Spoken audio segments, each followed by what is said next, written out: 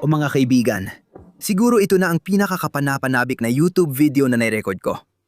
Welcome sa Guizhou, isa sa pinakakamanghamanghang probinsya sa China. Naglalakad ako sa pinakamalaki at pinakamataas na tulay sa buong mundo. Nakatayo ako 600 at 25 metro sa taas ng ilog sa ibaba.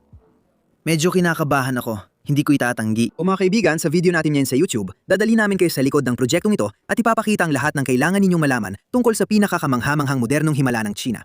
Lahat, welcome sa Huazhang Grand Canyon Sky Bridge. Tara na!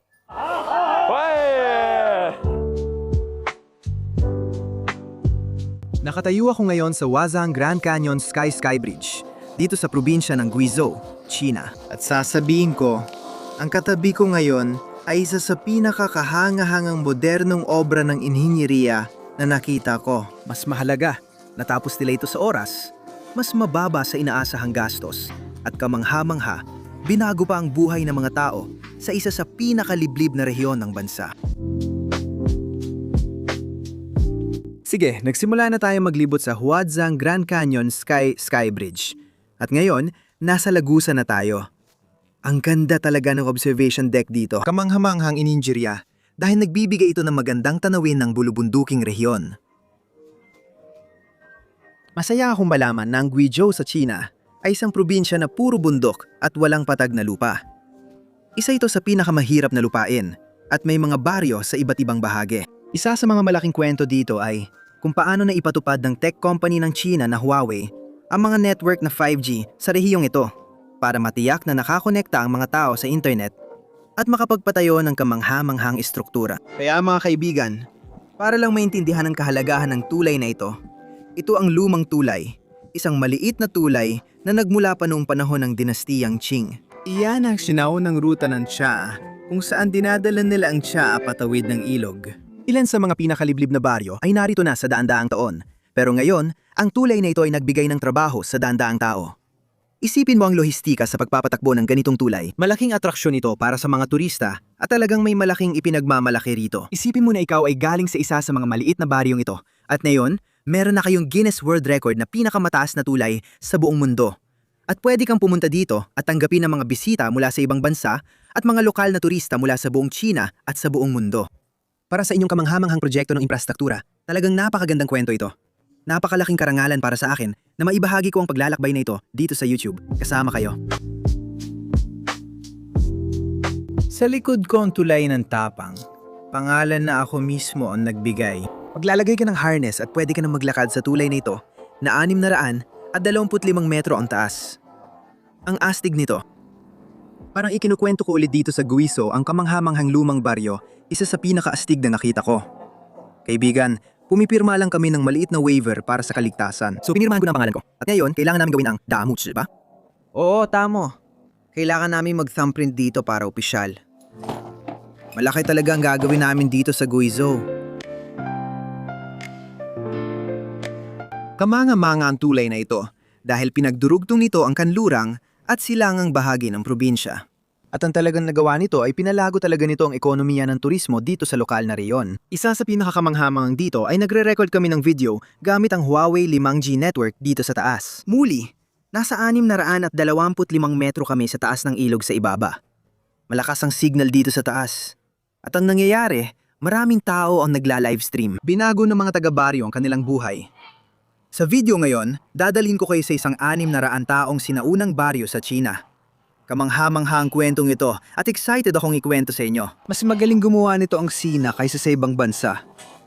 Isang malaking karangalan na makapunta rito at maranasan ito. Nakakapagod yon kaya magpapahinga muna ako dito na may maliit na latte mula tulay ng Huazhang Gorge. 625 na sumisimbolo kung ilang metro tayo sa ibabaw ng dagat.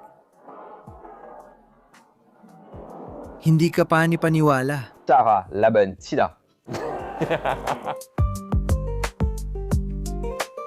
Kamusta sa lahat? Malaking karangalan na dalhin kayo sa Huazhang Grand Canyon Bridge. At isa sa mga bagay na pinakamalapit sa puso ko ay ang subukang ikwento, ang kwento ng China sa buong mundo. Dahil isa sa mga bagay na nakita kong kamangha-mangha ay, huwag ninyong kalimutan, mahigit 20 taon na akong bumibiyahe sa China. nasaksihan ko ang napakagandang pagbabago. Ngayon, nais kong ipakita sa inyo ang isang kamanghamanghang bari sa China na gawa sa bato sa gilid ng bundok at may higit 600 taon ng kasaysayan. Isipin niyo yon, ang baryong ito na gawa sa bato ay halos 3 beses na mas matanda kaysa sa Estados Unidos na Amerika.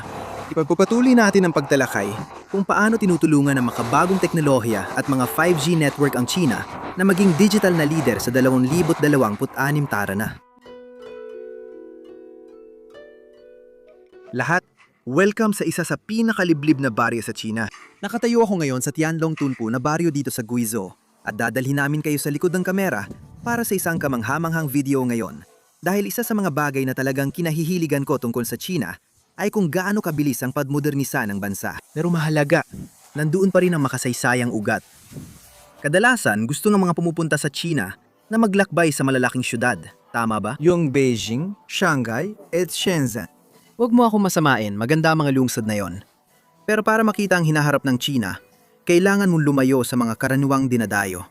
Bisitahin ang mga rural na baryo at maranasan ang kultura. Gaya ng sinabi ko, may mga tao dito na buong buhay nila ay dito na sa mga baryong ito nakatira at nasasaksiyan nila kung paano nagbabago ang kanilang mundo dahil sa makabagong teknolohiya. Napapapataas nila ang turismo dito dahil nailalagay nila ang maliit at sinaunang baryong bato sa mapa.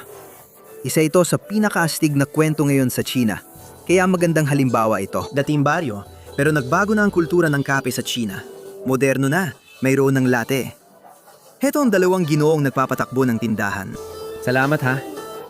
Alam mo, isa sa mga nakakatuwang kwento tungkol sa China ay kung paano lumawak ang kultura ng kape dito. Habang sumisikat ang baring ito sa China dahil sa online presence, nagiging mas moderno rin ito. Kaya may bagong lokal na coffee shop sa baryo. Dati hindi mo ito makikita. Pero ngayon, mas marami internasyonal na bisita at mga tao mula sa malalaking lungsod sa China na sanay sa kape ang bumibisita sa kahangahangang baryong ito. Gusto ko talagang ipakita sa inyo. Ito ang 5G tower na itinayo ng Huawei na nagdadala ng 5G na teknolohiya sa lumang tradisyonal na baryong ito. Sige mga kaibigan, nandito na tayo ngayon sa sentrong bahagi ng sinaunang baring bato na ito. At talagang napakaganda ng timing dahil hapon na yun ng Huwebes at may palabas na ipapakita namin sa inyo. Medyo excited ako tungkol dito. Tingnan niyo mga kaibigan, makikita niyo ang tradisyonal na kasuotan at ang mga tambol. Handa na ang entablado. Tingnan natin.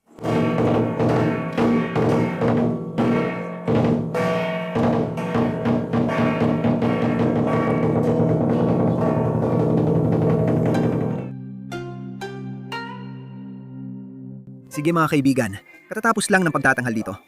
Gusto kong sabihin sa inyo ang isang bagay na talagang kahanga-hanga tungkol dito.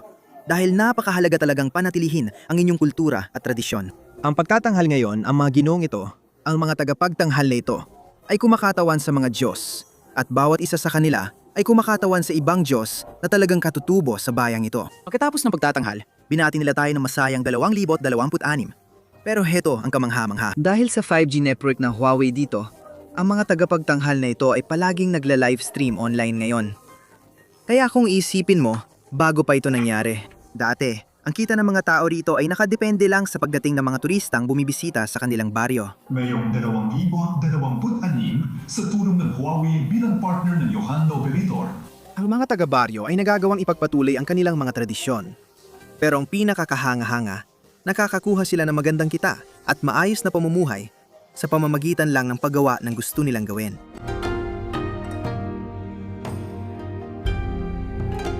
Tama mga kaibigan, kakarinig ko lang ng isang maganda kwento. Sa likod ko, isa sa mga lokal na dalaga dito na napakaganda. At ang ginagawa niya ay nagla-livestream siya na hanggang 8 oras bawat araw dito sa baryo.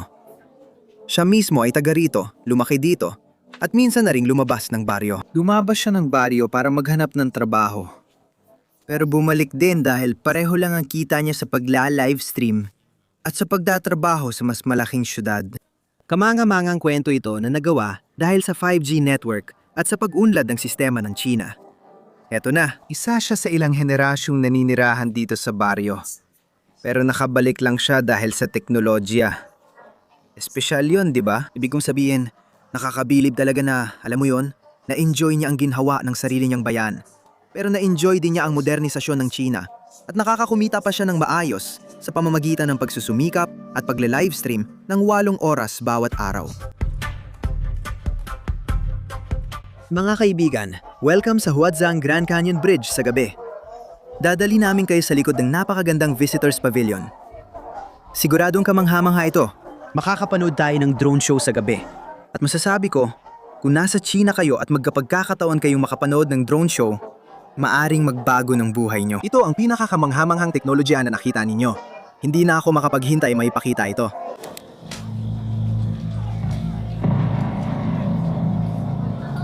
Umihip ang hangin, magsisimula na ang laban. 46na taon na nakalipas, isang mahina na nila ang isimula sa会乱会飞。Ito ang ating 此地为演绎，第一颗西天记不再计较，庄大圣他就是我们被杀的人。第7步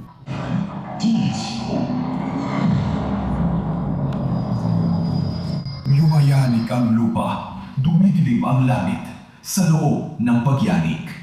Dumidilim ang paligid, ang nagpidyo sa mga siyensang kalami. Ang napakalaking enerhiya sa loob ng mundo ay bumupunit sa crust ng yupa. Yumikha ng napakaraming kahangahangang anyo ng yupa na nagdadala ng alaala ng mga atlat. Yumayanig ang paligid. Ang pinakamataas na tulay sa mundo. 画将峡谷大桥，它横跨天堑，是人类。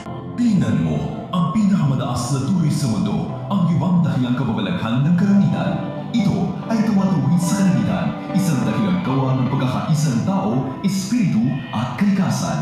Dumidilim ang langit ng mundo. Ito ang ng mundo na yumanig sa lupa. 主画1420。 Ito ang lakas na siya ng Diyos. 6 na milyong panan na balay. At sa loob nito ay nakatago ang 14 na milyong mga buto ng bangkay. Kaya ang bundok na ito ang pinakamanahi sa kanlurang bahagi, ang nang ay yumanig sa lupa.